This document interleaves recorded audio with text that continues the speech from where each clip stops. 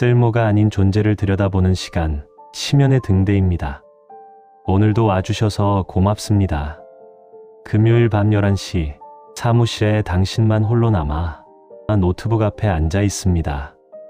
오늘도 임원의 급한 보고서를 대신 작성했습니다. 김 부장이 제일 빠르잖아. 부탁해. 그 말 한마디에 당신의 주말 약속은 또다시 취소되었습니다. 돌아보니 임원이 된 것은 당신이 아니라 5년 후배의 최 부장이었습니다. 책상 위 식은 커피를 마시며 손끝이 저려옵니다. 목 뒤가 뻐근하고 눈꺼풀이 무겁습니다. 문득 이런 생각이 듭니다. 나는 왜 이렇게 열심히 사는가? 유능할수록 왜 나만 이용당하는가? 그 질문 앞에서 우리는 오늘 밤 함께 서 있습니다. 키보드를 두드리는 손가락 사이로 관절이 뻐근하게 울리고 목덜미는 돌처럼 굳어갑니다. 창밖으로는 강남대로의 불빛이 흐릿하게 번지는데 집에 있을 아내와 아이들의 얼굴이 어렴풋이 떠오릅니다. 지난주도 지지난주도 같은 밤, 25년 전 입사할 때는 달랐습니다. 우리 회사의 미래라는 말이 당신을 들뜨게 했고 야근조차 뿌듯함으로 느껴졌던 시절.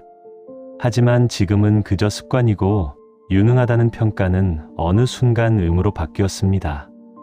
2300년 전 장자는 이렇게 물었습니다. 쓸모 있는 것이 과연 축복인가? 토요일 오전 10시 동네 카페에서 약속을 취소하는 문자를 보낸 뒤입니다. 미안, 급한 일이 생겨서. 다음에 꼭. 5번째 변명이고 받는 사람도 이제 답장을 보내지 않습니다. 창가 구석 자리에 앉아 커피잔을 쥐고 있는데 손가락 관절이 뻣뻣하게 굳어 있음을 느낍니다.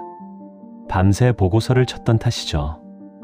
창밖으로 가족 단위 손님들이 웃으며 들어오고 유모차를 끄는 젊은 부부가 지나갑니다. 그들의 주말은 온전히 그들의 것인데 당신의 주말은 회사의 빈틈을 메우는 시간. 카페 안 20개 넘는 테이블 중에서 노트북이 켜진 곳은 당신 자리뿐입니다. 팀장으로서 책임감이 있어서라고 스스로를 다독이지만 그 말이 점점 공허하게 들립니다. 책임감인지 아니면 거절할 용기가 없는 것인지 구분이 안 되는 중입니다. 커피가 식어가는 동안 당신은 노트북 화면만 응시합니다. 월요일 오전 9시 본사 12층 회의실에서 임원 승진 발표가 있었습니다. 형광등 아래 놓인 조직도, PDF 파일, 당신의 이름은 그대로 기획팀 부장, 5년 후배 최 부장의 이름 옆에 상무 승진, 표시가 찍혀 있습니다. 3번째 탈락입니다. 인사 담당 임원이 웃으며 말합니다. 김 부장은 현장을 지켜줘야 해. 실무 능력이 너무 좋아서 말이야. 칭찬처럼 들리지만 당신은 그 안에 숨겨진 의미를 압니다. 당신은 일하는 사람으로 남아라. 시키는 사람이 되지 말고. 회의가 끝난 뒤 복도에서 최 상무와 마주칩니다. 그가 어색하게 악수를 청하고 부장님 덕분입니다 라고 말합니다. 그 말의 진심과 공허함이 동시에 느껴지는데 무엇라 답해야 할지 모르겠습니다. 엘리베이터로 내려가며 거울에 비친 얼굴을 봅니다. 이마의 주름이 언제 이렇게 깊어졌는지, 눈가의 다크서클이 언제부터 상주했는지 모릅니다. 27에 입사해서 25년을 달려왔는데 도착한 곳은 부장. 더 이상 올라갈 수 없다는 선고입니다. 화요일 새벽 2시 침실에서 잠들지 못하고 천장을 응시합니다. 어둠 속에서 지난 25년이 파노라마처럼 지나갑니다. 27살 신입사원 때 처음 들었던 말. 우리 회사의 미래다. 그 말이 처음엔 뿌듯했던 기억. 하지만 언제부턴가 그 기대는 짐이 되었고 능력은 족쇄가 되었습니다. 김 부장 아니면 안 돼요. 이번에도 부탁해요. 역시 부장님이에요. 처음엔 인정받는 기분이었는데 이제는 탈출구 없는 미로처럼 느껴집니다. 거절하면 팀이 무너질 것 같고 받아들이면 내가 무너지는데 늘 후자를 선택했습니다. 옆자리에서 아내의 고른 숨소리가 들립니다. 멀게 느껴집니다. 언제부터 우리가 이렇게 다른 시간대를 살게 되었는지 생각해 봅니다. 스마트폰 화면이 켜지며 새벽 알림이 뜹니다. 상무의 메시지입니다. 부장님, 모레 오전까지 가능할까요? 급합니다. 가능한지 묻지만 거절은 불가능하다는 것을 둘 다 알고 있습니다.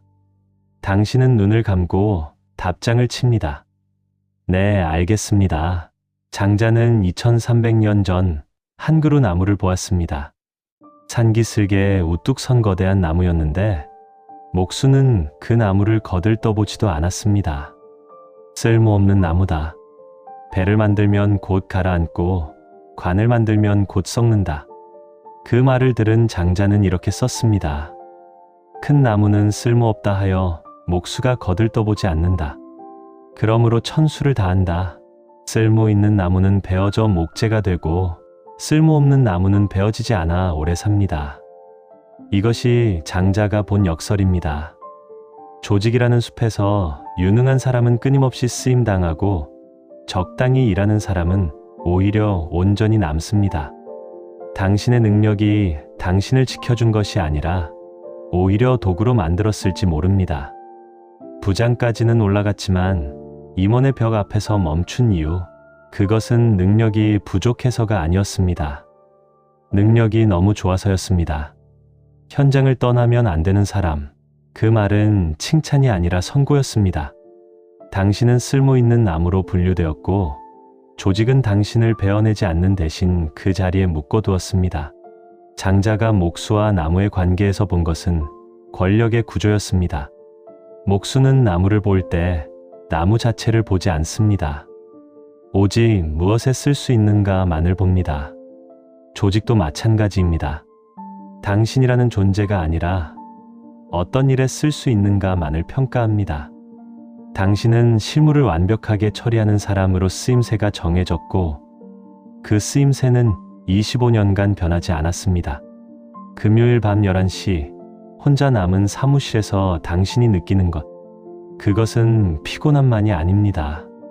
쓸모 있다는 것의 무게입니다. 유능하다는 평가가 만든 올가미입니다. 수요일 오후 3시 본사 12층 복도에서 새로 승진한 최상무와 마주칩니다. 김 부장님, 이번 신사업 전략도 맡아주시죠. 부장님 아니면 안 돼요. 그 말이 칭찬인지 족쇄인지 구분이 안 됩니다. 25년간 들어온 말입니다. 부장님 아니면 부장님만, 역시 부장님. 엘리베이터 앞에서 대기하며 문이 열리길 기다립니다. 거울에 비친 자신의 얼굴을 봅니다. 눈가 주름 사이로 피곤이 각인되어 있고 옆에 선 30대 과장이 유난히 젊어 보입니다. 버튼을 누르는 손가락이 무겁습니다. 네, 알겠습니다 라고 답했지만 그 말이 어디서 나온 것인지 모르겠습니다. 목소리는 당신의 것이지만 선택은 당신의 것이 아니었습니다. 조직은 쓸모를 매우 정교하게 정의합니다. 그것은 두 가지로 나뉩니다. 권력을 가진 쓸모와 권력을 떠받치는 쓸모. 전자는 의사결정권을 갖고 후자는 실행력을 담당합니다. 당신은 후자로 분류되었습니다. 장자는 목수와 나무의 관계를 관찰했습니다. 목수가 나무를 볼 때 그는 나무 자체를 보지 않습니다. 오직 기둥감인가 문짝감인가만을 판단합니다. 나무의 나이테, 뿌리의 깊이, 가지가 뻗은 방향은 중요하지 않습니다. 어디에 쓸 것인가만이 유일한 기준입니다. 조직도 마찬가지입니다. 당신이라는 존재가 아니라 어떤 일에 쓸 수 있는가만을 평가합니다. 당신의 가족, 꿈, 피곤함, 한계는 측정 대상이 아닙니다. 측정되는 것은 단 하나, 얼마나 완벽하게 일을 처리하는가입니다. 부장까지는 능력으로 올라갑니다. 하지만 임원은 다릅니다. 임원은 일을 하는 사람이 아니라 일을 시키는 사람입니다. 당신은 전자에 너무 탁월했기에 후자로 넘어갈 수 없었습니다. 조직은 당신을 현장에 묶어둠으로써 안정을 얻었습니다. 금요일 밤 11시에 임원의 보고서를 완성해 줄 사람, 월요일 아침 회의 전에 전략을 정리해 줄 사람, 위기 상황에서 불을 끌 사람, 그 자리는 당신만이 할 수 있다고 조직은 판단했습니다. 그래서 당신을 그곳에 남겨두었습니다. 승진이 아니라 고정입니다. 목요일 점심시간 1층 구내식당에서 트레이를 들고 자리를 찾습니다. 후배들의 대화가 귓가에 들립니다. 요즘 워라밸이 중요하죠. 6시 땡 하면 나가요. 30대의 과장들의 웃음소리가 경쾌합니다. 당신이 30대였을 때는 밤 11시 퇴근이 당연했습니다. 그들이 배부른 세대로 보이다가도 문득 내가 틀렸던 걸까 하는 생각이 스칩니다. 트레이 위 된장찌개를 한 숟가락 뜨는데 입맛이 없습니다. 창밖으로 점심시간을 즐기는 직원들이 보입니다. 벤치에 앉아 햇볕을 쬐이는 사람, 편의점 앞에서 담소하는 팀, 천천히 산책하는 동료들. 당신의 점심시간은 항상 서둘러 끝납니다. 오후 2시 회의 준비가 남아있기 때문입니다. 스마트폰을 확인합니다. 부재중 전화 3통, 읽지 않은 메시지 12개. 전부 부장님 확인 부탁드립니다로 시작하는 문장들입니다. 젓가락을 내려놓습니다. 된장찌개가 식어갑니다. 더 아픈 것은 조직이 강요하기 전에 당신 스스로 그 역할을 받아들였다는 사실입니다. 성실함을 미덕으로 배웠고 책임감을 정체성으로 삼았습니다. 팀장으로서 팀원들을 지켜야 한다는 의무감. 누군가 부탁하면 거절하지 못했고 그 무능력을 리더십이라 위로했습니다. 장자는 이를 성심이라 불렀습니다. 이미 완성된 마음, 즉 스스로를 가두는 신념 체계입니다. 유능해야 인정받는다. 팀장은 희생해야 한다. 거절하면 무책임한 사람이다. 이런 신념들이 당신 안에서 굳어졌고 당신은 그것을 의심하지 않았습니다. 오히려 그 신념을 증명하기 위해 더 많이 일했고 더 늦게까지 남았으며 더 많은 부탁을 받아들였습니다. 장자는 말합니다. 쓸모 있음에 매달리면 쓸모에 의해 죽고 쓸모 없음을 지키면 온전히 살아난다. 당신은 유능한 사람이라는 정체성에 매달렸습니다. 그 정체성을 잃으면 당신이 사라질 것 같았습니다. 조직에서 인정받지 못하면 당신의 존재 가치가 없어질 것 같았습니다. 그래서 스스로를 쓰임당하도록 훈련시켰습니다. 25년 동안 거절하는 법을 잊었고 쉬는 법을 잊었으며 온전히 자신으로 존재하는 법을 잊었습니다. 금요일 밤 11시에 혼자 남아있는 것은 조직의 강요만이 아닙니다. 당신 스스로 그 자리를 선택했고 그 선택을 반복했으며 이제는 그것이 숙명처럼 느껴집니다. 하지만 장자는 묻습니다. 그 숙명은 정말 숙명인가? 아니면 스스로 만든 감옥인가? 25년 전 입사식이 열렸던 본사 대강당을 떠올립니다. 단상 위 회장의 목소리가 울려 퍼졌습니다. 여러분은 이 회사의 미래입니다. 최선을 다하면 반드시 그에 합당한 자리에 오를 것입니다. 당시 27, 영문대 경영학과를 졸업하고 입사한 자신. 양복이 어색했지만 눈빛만은 확신으로 가득했습니다. 옆자리에 앉았던 동기는 지금 다른 회사 CEO가 되었다는 것을 최근 기사에서 봤습니다. 그때의 자신에게 지금의 자신이 너무 순진해 보입니다. 최선을 다하면 반드시라는 말. 그 말을 의심 없이 믿었던 27살. 지금은 압니다. 최선을 다한다고 해서 반드시 오르는 것이 아니라는 것을. 오히려 최선을 다했기에 올라갈 수 없었다는 것을. 하지만 장자는 더 근본적인 질문을 던집니다. 쓰임당함과 쓸모없음 사이의 이분법 자체가 허상이 아닌가. 나무는 목수에게 쓸모 있거나 없거나 하지만 나무 자체는 그저 나무로 존재할 뿐입니다. 산새는 그 나무의 둥지를 틀고 그늘은 길손을 쉬게 하며 뿌리는 땅을 지탱합니다. 목수의 판단과 무관하게 나무는 이미 의미로 가득합니다. 인간도 마찬가지일지 모릅니다. 조직의 쓸모라는 좁은 틀 밖에서 당신은 이미 누군가에게 의미였을 수 있습니다. 후배들에게는 묵묵히 길을 보여준 멘토였고 팀원들에게는 든든한 버팀목이었습니다. 위기 상황에서 흔들리지 않는 중심이었고 조직이 무너지지 않도록 지탱한 기둥이었습니다. 다만 조직이 그것을 임원의 자격으로 측정하지 않았기에 당신도 보지 못했을 뿐입니다. 장자는 말합니다. 물고기를 잡으면 통발을 잇고 뜻을 얻으면 말을 잇는다. 조직의 평가, 승진, 직함은 모두 통발입니다. 물고기를 잡기 위한 도구일 뿐입니다. 그런데 우리는 통발에 집착한 나머지 물고기가 무엇인지 잊었습니다.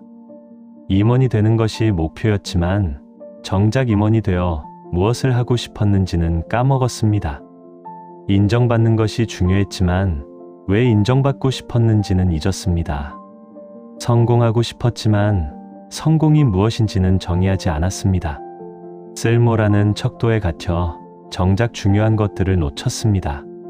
배우자와 함께 보낸 주말, 아이들과 나눈 대화, 문득 마주친 노을, 아무 생산성 없이 흘러간 산책. 이 모든 것들은 조직의 쓸모로 측정되지 않지만 어쩌면 더 본질적인 것들이었는지 모릅니다. 52세 부장, 임원 승진에 3번 탈락한 사람. 하지만 그것이 당신의 전부는 아닙니다. 당신은 25년간 조직을 지탱한 사람이고 후배들이 신뢰한 사람이며 누군가의 배우자이자 부모이고 피곤과 고통을 견뎌낸 사람입니다. 조직이 보지 못한 것들이 어쩌면 더 중요한 것들일지 모릅니다. 문제는 당신도 그것을 보지 못했다는 것입니다. 조직의 시선으로만 자신을 바라봤기에 조직이 인정하지 않는 것들은 의미가 없다고 여겼습니다. 장자가 말하는 것은 이것입니다. 쓸모의 척도 자체에서 벗어나라. 목수의 눈이 아니라 나무의 눈으로 자신을 보라. 조직의 평가가 아니라 존재의 온전함으로 자신을 바라보라. 그때 비로소 보일지 모릅니다. 당신이 이미 충분했다는 것을. 일요일 오후 4시 한강 여의도 공원 벤치에 앉아 있습니다. 드물게 아무 일도 하지 않은 오후입니다. 노트북도 업무 서류도 급한 전화도 없는 시간. 벤치에 기대어 강물을 바라봅니다. 자전거 탄 가족이 지나가고 연을 날리는 아이가 웃으며 달리며 산책하는 노부부가 천천히 걸어갑니다. 그들은 조직에 쓸모 있지 않지만 온전히 존재하고 있습니다. 누구도 그들에게 생산성을 묻지 않고 누구도 그들을 측정하지 않습니다. 바람이 볼을 스치고 새들이 물 위를 날아갑니다. 25년간 놓쳐왔던 풍경들입니다. 금요일 밤 사무실에서는 볼 수 없었던 것들. 노트북 없는 손이 처음엔 어색했습니다. 무언가를 해야 할 것 같은 조바심이 일었고 스마트폰을 확인하고 싶은 충동이 몇 번이나 일었습니다. 하지만 참았고 점점 자연스러워졌습니다. 문득 아내가 5년 전에 했던 말이 떠오릅니다. 당신 언제부터 이렇게 바빴어? 그때는 변명했습니다. 팀장이라서 어쩔 수 없어. 하지만 지금은 그 변명이 거짓이었음을 압니다. 바쁜 것이 아니라 바쁘지 않으면 불안했던 것입니다. 쓸모 있어야만 존재할 가치가 있다고 믿었던 것입니다. 장자는 호전몽 이야기를 남겼습니다. 어느 날 낮잠에서 깬 장자는 혼란에 빠집니다. 꿈속에서 나비가 되어 훨훨 날아다녔는데 이제 깨어보니 자신이 장자인 것입니다. 그런데 문득 의문이 듭니다. 내가 나비가 된 꿈을 꾼 것인가? 아니면 나비가 장자가 된 꿈을 꾸고 있는 것인가? 이는 단순한 철학적 유의가 아닙니다. 정체성의 고정성을 흔드는 사유입니다. 당신은 유능한 팀장이라는 정체성에 묶여 있습니다. 25년간 그 정체성을 증명하기 위해 살았고 그 정체성이 흔들리면 당신이 사라질 것 같았습니다. 조직 또한 당신을 그 틀에 가두었습니다. 하지만 그 정체성은 실체가 아닙니다. 당신은 팀장이기 이전의 한 명의 인간이고 누군가의 배우자이거나 부모이며 취미를 가졌던 사람이고 고통받는 존재입니다. 유능한 팀장은 당신이 맡은 역할일 뿐 당신 자체가 아닙니다. 마치 장자가 잠시 나비의 꿈을 꾼 것처럼 당신도 잠시 유능한 팀장의 역할을 맡고 있을 뿐입니다. 역할과 존재를 구분하지 못했기에 역할의 실패가 존재의 실패처럼 느껴졌던 것입니다. 임원 승진에 탈락한 것은 당신이 실패한 것이 아닙니다. 유능한 팀장이라는 역할이 조직의 다음 단계로 이어지지 않았을 뿐입니다. 하지만 당신은 여전히 온전히 존재합니다. 다만 그것을 인정하는 시선이 필요할 뿐입니다. 벤치에 앉아 강물을 바라보며 당신은 그 시선을 연습합니다. 나는 팀장이 아니라 그저 한 사람이다. 나는 쓸모로 측정되지 않는다. 나는 이미 충분히 존재한다. 어색하고 낯설지만 조금씩 받아들여집니다. 장자는 소유유라는 개념을 남겼습니다. 자유롭게 논일다. 아무 목적 없이 거닐다. 쓸모에 얽매이지 않고 측정에 구속되지 않으며 그저 존재 자체로 충만한 상태입니다. 당신이 할 수 있는 것은 이것일지 모릅니다. 첫째, 쓸모없는 시간을 되찾는 것. 금요일 밤 11시 다시 혼자 남겨졌을 때 보고서를 완성하기 전에 창밖을 5분간 바라보는 것. 그 5분은 조직에 아무 쓸모가 없습니다. 보고서를 완성하는 데 도움이 되지 않고 임원의 평가를 높이지 않으며 승진에 영향을 주지 않습니다. 하지만 그 5분은 온전히 당신의 것입니다. 팀장도 부장도 아닌 그저 한 사람으로 존재하는 시간입니다. 강남대로의 불빛을 보며 저 빌딩 어딘가에도 누군가 남아있겠구나 생각하고 집에 있을 가족을 떠올리며 피곤한 몸을 느끼는 것. 이것은 생산성이 아니라 존재입니다. 둘째, 거절이라는 무용의 실천. 모든 부탁을 거절하라는 것이 아닙니다. 다만 한 달에 한 번, 죄송하지만 이번엔 제가 맡기 어려울 것 같습니다 라고 말하는 것입니다. 팀장으로서의 책임감 대신 한 사람으로서의 한계를 인정하는 것입니다. 제가 모든 일을 다 할 수는 없습니다 라고 솔직하게 말하는 것입니다. 그 한 번이 조직의 쓸모에서 벗어나는 작은 균열이 됩니다. 처음엔 죄책감이 들 것입니다. 내가 하지 않으면 누가 하지? 팀이 무너지면 어떡하지? 하지만 놀라운 일이 일어날지 모릅니다. 당신이 하지 않아도 일은 돌아갑니다. 누군가 다른 방법을 찾고 팀은 적응하며 조직은 변화합니다. 당신이 모든 것을 떠받칠 필요가 없었다는 것을 깨닫게 될지 모릅니다. 셋째, 비교와 측정에서 벗어나기. 임원 승진한 후배, 뒤처진 자신. 이 비교는 조직이 만든 게임의 규칙입니다. 장자는 말합니다. 큰 새는 9만 리를 날고 작은 새는 나뭇가지 사이를 난다. 어느 것이 더 자유로운가? 둘 다 자유롭습니다. 단지 비교의 틀로 보지 않을 때만 그렇습니다. 임원이 된 후배는 그의 길을 가고 당신은 당신의 길을 갑니다. 그의 성공이 당신의 실패를 의미하지 않으며 당신의 멈춤이 그의 앞섬을 의미하지 않습니다. 각자 다른 나무로 존재할 뿐입니다. 후배는 임원이 되어 의사결정의 무게를 짊어질 것이고 당신은 현장에서 실무의 완성도를 지켜갈 것입니다. 어느 것이 더 가치 있는가를 묻는 것 자체가 조직의 척도입니다. 가치는 측정되지 않습니다. 존재는 비교되지 않습니다. 이것은 허무주의가 아닙니다. 오히려 더 넓은 의미의 회복입니다. 조직이 측정하지 않는 가치들이 있습니다. 후배와 나눈 진심 어린 조언, 문득 마주친 노을, 아무 생산성 없이 흘러간 산책, 아내와 함께한 저녁 식사. 이것들은 조직의 쓸모로 환산되지 않지만 인간을 인간으로 만드는 것들입니다. 25년 동안 당신이 놓쳤던 것들입니다. 금요일 밤 사무실에 남느라, 토요일 카페에서 노트북을 켜느라, 일요일에도 메시지를 확인하느라 놓친 것들. 이제는 되찾을 수 있습니다. 천천히 조금씩 한 번에 5분씩 그 5분들이 모여 당신을 당신으로 되돌려 줄 것입니다. 다음 주 월요일 오전 8시 출근길 9호선 지하철 안입니다. 여전히 사람들로 가득 찬 출근길입니다. 모두가 어디론가 향하고 있고 모두가 무언가가 되기 위해 움직입니다. 당신도 그 중 한 명입니다. 여전히 기획팀 부장이자 팀장입니다. 오늘도 회의가 있고 보고서가 있으며 누군가의 부탁이 있을 것입니다.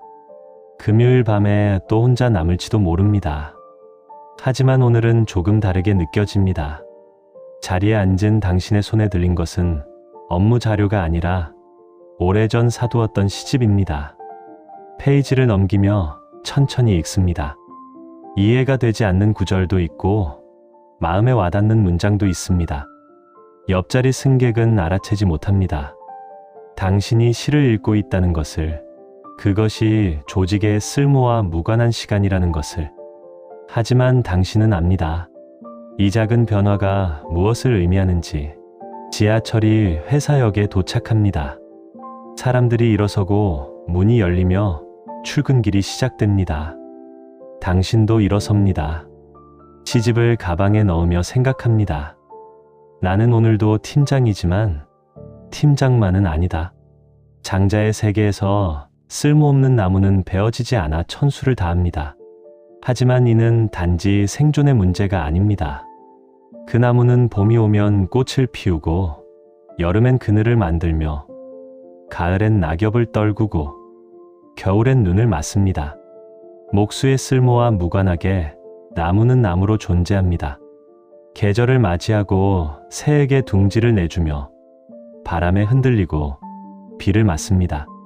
그것이 나무의 온전한 삶입니다. 당신도 마찬가지일지 모릅니다. 조직의 쓸모와 무관하게 당신은 이미 온전히 존재하고 있습니다. 다만 그것을 인정하는 시선이 필요할 뿐입니다. 그 시선은 타인에게서 오지 않습니다. 임원의 평가에서도, 후배의 성공에서도, 조직의 인정에서도 오지 않습니다. 당신 스스로가 당신을 바라볼 때 비로소 시작됩니다. 나는 이미 충분하다. 나는 측정되지 않는다. 나는 온전히 존재한다. 이 말을 믿기까지 시간이 걸릴 것입니다. 25년간 쌓인 신념을 내려놓는 것은 쉽지 않습니다. 하지만 불가능하지도 않습니다. 유능함이라는 올가미에서 벗어나는 길은 무능해지는 것이 아닙니다. 오히려 쓸모라는 척도 자체를 내려놓는 것입니다. 임원이 되지 못한 것이 실패가 아니라 다른 방식으로 존재할 수 있다는 가능성일지 모릅니다. 부장으로 남는 것이 정체가 아니라 다른 가치를 발견할 기회일지 모릅니다. 금요일 밤에 혼자 남는 것이 고통만이 아니라 창밖을 바라볼 5분을 선택할 자유일지 모릅니다. 그때 당신은 처음으로 자유로울지 모릅니다. 조직의 평가에서, 타인의 시선에서, 스스로 만든 감옥에서, 장자가 말한 소유유, 자유로운 논이름, 그것은 조직을 떠나는 것이 아니라 조직 속에서도 온전히 자신으로 존재하는 것입니다. 쓸모에 얽매이지 않고 측정에 구속되지 않으며 그저 존재 자체로 충만한 상태. 52세 부장, 25년을 달려온 당신, 지금 이 순간 당신은 어디에 서 있습니까? 그리고 당신은 무엇으로 존재하고 싶습니까? 답은 당신만이 알 수 있습니다. 다만 이것만은 기억해 주시기 바랍니다. 당신은 이미 충분히 존재하고 있다는 것을. 이 어둠 속에서 당신이 길을 잃었다면 지면의 등대가 여기 있습니다. 구독과 좋아요는 같은 질문을 품은 누군가에게 이 등대를 비추는 일입니다. 다음 이야기에서 또 만나겠습니다.